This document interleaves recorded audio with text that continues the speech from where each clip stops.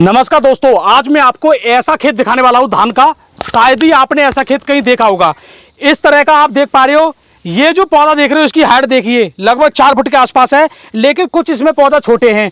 तो दोस्तों ये रोग दो नाम से जाना जाता है। पहला इसका नाम है झंडा पत्ती रोग, जिसको काफी लोग जानते हैं। दूसरा इसका जो नाम दिया गया है बकानी रोग। जैसे कि आप देख पा रहे हो ये धान काफी ऊंचा है और काफी बड़ा है, लेकिन इसी खेत में और धान काफी छोटे हैं।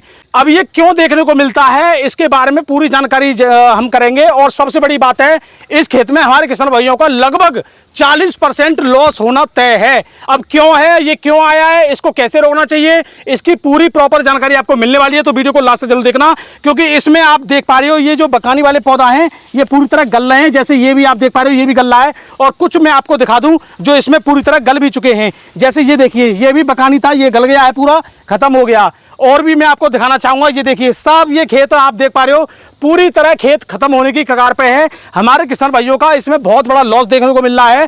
तो इस लॉस को किस तरीके से कम किया जा सकता है शुरुआत से लेके अब तक, तो इसमें कुछ किसान भाइयों ने गलती भी की है, वो भी इस पे आज डिस्कस करेंगे। तो मेरे साथ हैं यहाँ पे जो एक्सपर्ट हमारे किसान भाई हैं, जो काफी अच्छी जानकारी भी रखते हैं और उन्होंने बकानी रोग को काफी हद तक कंट्रोल भी किया है। तो मैं अपने जो किसान भाई हैं इनसे जानकारी लूंगा। तो नमस्कार जी सर। नमस्कार जी गौर साहब, नमस्कार। तो सर सबसे पहले ये यहाँ पे जो चीज देखने को मिल रही है बकानी, या इसको आप झंडा पत्ती रोग बोल सकते हैं, जिसमें ये जो पौधे हैं ये खत्म हो रहे हैं पूरी तरह, फंगस ये क्या है आखिर? ये जो है इसको झंडा, अभी आपने बताया, एक तो इसको गांव में आम भाषा में झंडा पत्ती रोग बोलते हैं और दूसरा ये जो है बकानी रोग बोलते हैं। जो है यानी झंडे की तरह दिखता है सबसे ऊपर, इस वजह से झंडा रोग ऐसा है। पहले सबसे पहले इसमें जैसे ये पौधा स्वस्थ है, कई एक पौधे होंगे शायद ये है, तो एक दो पौधा इसमें ये सरकंडे टाइप का ऊपर को झंडा टाइप ये हो जाता है। और इस खेत में काफी है, पहले एक दो निकलता है, फिर पूरा पौधा हो जाता है, पूरा पौधा हो जाता है और फिर वो गल के और सड़ के वो पूरा जमीन पर गिर जाए। यहाँ पे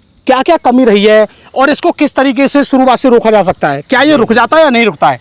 ये देखिए इसके कई तरीके हैं रोकने के भी और आने के भी जी। ये एक तो शुरुआत में भी आ जाता है और कुछ कुछ छोटे एक दो पौधे कहीं कहीं ये जब तक बालियां निकलती हैं, जब तक ये 1692 और 1509 जो वैरायटी है उनमें ज़्यादा देखने को मिलता है। और इसको जो है रोकने का तरीका सबसे बेहतरीन ये है कि सबसे पहले जब हम अपने खेत में नर्सरी डालते हैं उस वक्त से ही इसकी हमें रोकथाम करने की जरूरत पड़ती है। यानी सबसे पहले नर्सरी बोने के समय पे, यानी पहले तो बढ़िया अच्छी कंपनी का, सबसे पहले तो आप जो अच्छी कंपनी का बीज है, आप अच्छी कंपनी का बीज लीजिए। असल में गलती एक हो जाती है लोगों से या हमसे भी या किसी से भी हो सकती है कि वो किसी बीज का जो है रेट कम देख के तो उसमें लालच में फंस जाता है कि ये वही बीज हमें महंगा मिल रहा है, वही सस्ता मिल रहा है। यानी तो कोई भी 60-70 रुपए किलो होता है तो कोई 150 रुपए किलो, 150, 200, 250 तक का होता है। तो जो कुछ कंपनियां ऐसी होती हैं कि जो रिजेक्ट उनका माल होता है या खराब बीज है उसको भी उसमें पैकिंग करके वे बाजार में उतार, या किसानों की बहुत ज्यादा डिमांड के कारण उल्टा सीधा बीज भर देते हैं। उल्टा सीधा बीज वो जो है भर देते हैं। तो सबसे पहले तो बीज बढ़िया लें, सबसे पहले बीज बढ़िया लें, गारंटी का, बढ़िया गारंटी का, ठीक है, अच्छी कंपनी का। फिर भी इसकी 100% नहीं होती है, 1-2% फिर भी दिखता है, तो पहले नर्सरी पे आप ध्यान दें। अब इसको रोकथाम जब हम करते हैं तो इसको जिस वक्त हम नर्सरी के टाइम से रोकथाम इसकी जो है होती है, जैसे कि आप सीड बाजार से लाए तो उसको पहले हम गलाते हैं अपने घर पे, बिल्कुल गलाते हैं, पानी में गलाते हैं। तो उसमें एक जो अच्छा सा फंगीसाइड डाल के उसको बीज को टीट करिए। जब अच्छी दवा से जो टीट हो जाए तो उसके बाद में फिर आप अपनी नर्सरी डाल दो। जी, नर्सरी तो सबसे पहले शुरुआत इसकी नर्सरी में से उत्पन्न होती है।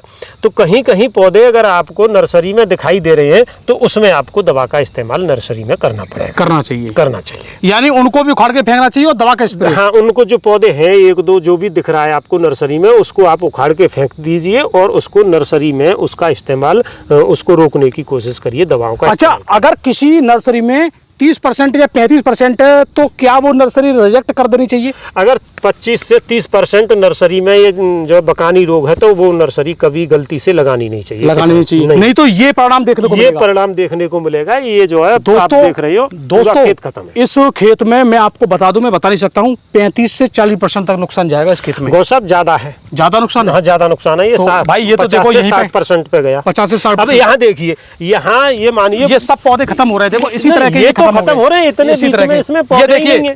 ये देखिए भाई साहब, इसी तरह के पूरा पौधा खत्म हो गया है। ये मान लीजिए बकाती का ही पौधा है पूरी तरह। अब हमारे किसान भाई करे तो करे क्या, ये पौधा ही नष्ट हो रहे हैं। ऐसा नहीं है जगह खाली है, पौधा ही नष्ट हुए हैं इसमें, पौधे खराब और देखिए बहुत पौधे नष्ट हो रहे हैं। मैं आपको बता नहीं सकता हूँ किसान भाइयों का कितना बड़ा नुकसान है। तो अच्छा जी, आपने ये बता दी नर्सरी पे और बीज वगैरह आपने ये बता दिया जी। अगर मान लो 2-3% आपने नर्सरी से बचा के रुपाई कर दी जी, अब रुपाई करने के समय पे कुछ 1-2 पौधे हमारे खेत में दिखने भी लगे जी, तो इसका बाद में ट्रीटमेंट है? अगर आपकी नर्सरी में 2-4-5% या 10% पौधे बकानी के हैं तो आपके पास नर्सरी नहीं है, आप उसको लगा रही हो, लगाना चाहते हो, मतलब उनको उखाड़ के, तो उनको सबसे पहले नर्सरी में से निकाल के बाहर करिए, उसमें दवा का इस्तेमाल करिए, अच्छी दवा का, तो फिर आपकी मानो रुपाई हो गई।